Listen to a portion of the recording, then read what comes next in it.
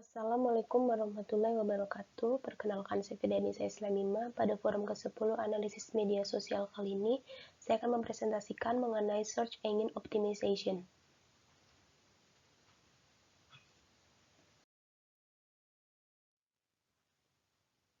Apa itu Search Engine Optimization? Search Engine merupakan aplikasi berbasis web maupun aplikasi desktop dan mobile yang berfungsi untuk mencari dokumen di dalam jaringan internet berdasarkan kata kunci atau keyword yang diinputkan dan mengembalikan hasil dari pencarian berdasarkan inputan atau kata kunci tersebut. Sedangkan Search Engine Optimization merupakan sekumpulan proses, cara, taktik, dan teknik di dalam mengoptimalkan halaman website agar dapat memperoleh peringkat atas pada hasil pencarian di mesin pencarian. Contoh search engine yaitu Google, Yahoo, AltaVista, MSN, AOL, Bicast. Sedangkan search engine marketing atau SEM merupakan istilah yang digunakan untuk menggambarkan semua strategi pemasaran untuk pencarian. SEM memerlukan pencarian alami dan berbayar, di mana dengan pencarian berbayar dapat membayar untuk mencantumkan situs web di mesin pencari sehingga situs web muncul ketika seseorang mengetikkan kata kunci atau frasa tertentu. Daftar alami atau original dan berbayar keduanya muncul di mesin pencari, tetapi ditampilkan di lokasi yang berbeda. Selanjutnya, bagaimana cara kerja dari mesin pencari? Agar mesin pencari dapat menampilkan hasil saat pengguna mengetik query, maka harus memiliki arsip informasi yang tersedia untuk dipilih. Setiap mesin pencari memiliki metode kepemilikan untuk mengumpulkan dan memprioritaskan konten situs web yang disebut dengan proses pengindekan.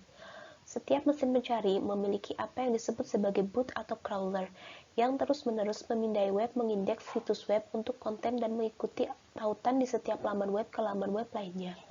Berikut ini beberapa faktor yang dapat dipertimbangkan oleh algoritma mesin pencari saat memutuskan informasi apa yang akan ditampilkan di SERP. Yang pertama, lokasi geografis pencari. Kedua, kinerja historis dari sebuah daftar, contohnya klik, bounce rates, dan lain sebagainya. Yang ketiga, kualitas tautan, contohnya reciprocal fast one way. Yang keempat, konten halaman web, contohnya kata kunci, tag, gambar. Yang kelima, backend kode atau HTML halaman web. Yang keenam dan terakhir, jenis tautan. Contohnya berbagi media sosial, tautan dari outlet media, blog, dan lain sebagainya. Selanjutnya, mengenai 3 elemen penentu penempatan situs web di SERP. Yang pertama, peringkat. Peringkat merupakan posisi situs web secara fisik berada di SERP ketika permintaan pencarian tertentu dimasukkan. Jika situs web pertama di bagian SERP, maka peringkat adalah 1. Jika situs web berada di posisi kedua, peringkat adalah 2, dan seterusnya. Yang kedua, otoritas. Mesin pencari menentukan seberapa otoritatif dan kredibel konten situs web dengan menghitung berapa banyak tautan masuk yang dimilikinya. Mesin pencari juga melihat seberapa otoritatif situs web yang menautkan, teks jangkar apa yang digunakan untuk menautkan ke situs web, dan faktor lain seperti usia domain.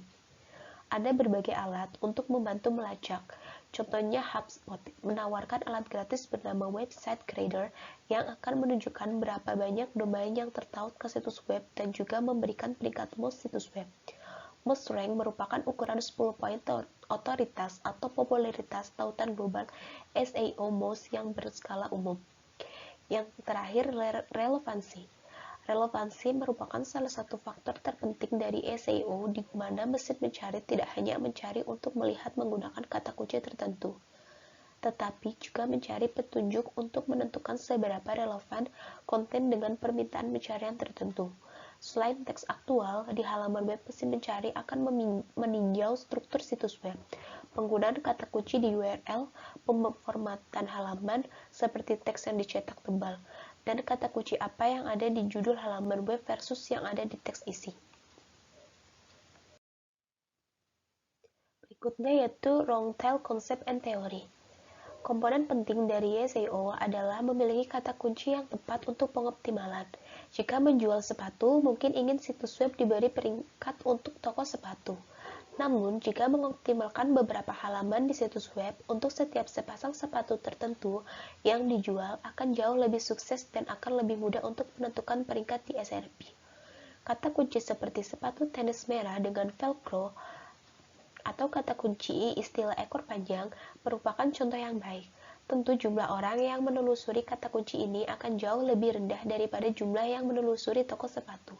Tetapi hampir dapat bertaruh bahwa para pencari tersebut berada jauh di bawah saluran penjualan dan mungkin siap untuk membeli.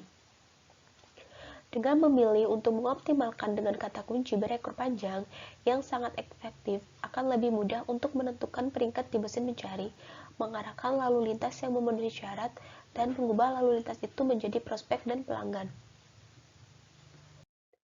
Yang terakhir mengenai konten adalah raja. Ada beberapa cara menggunakan konten untuk memperluas kehadiran online dan meningkatkan pulang peringkat tanpa berulang-ulang. Berikut ini beberapa contohnya. Yang pertama, homepage. Gunakan untuk mencakup keseluruhan proporsi nilai dan pesan tingkat tinggi dan jadikanlah tempat untuk mengoptimalkan kata kunci yang lebih umum. Yang kedua, halaman produk atau layanan. Buat halaman web unik untuk masing-masing produk dan atau layanan yang ditawarkan. Yang ketiga, pusat sumber daya. Menyediakan halaman web yang menawarkan tautan ke tempat lain di situs web yang mencakup pendidikan, saran, dan kiat. Yang terakhir, blog. Blogging secara teratur dapat memiliki dampak dramatis pada SEO karena setiap posting blog adalah halaman web baru. Sekian presentasi dari saya, kurang lebihnya mohon maaf. Terima kasih. Wassalamualaikum warahmatullahi wabarakatuh.